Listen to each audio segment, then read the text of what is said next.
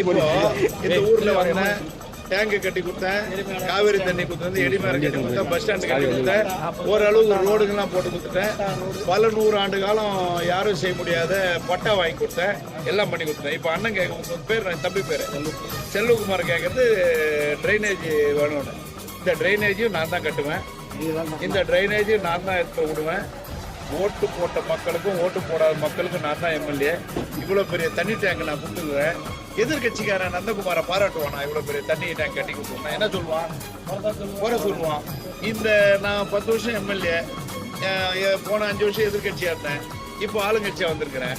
ஆளுங்கட்சியில் முதலமைச்சர் தலைவர் அவர் வந்து இந்த பள்ளிக்கொண்ட நாங்கள் பேரூராட்சிக்கு 35 கோடி கொடுத்தாரு, கொடுகுத்தூர் பேரூராட்சிக்கு 25 கோடி கொடுத்தாரு. இந்த டேங்க் எப்போ கட்டினது? இப்போ கட்டினது.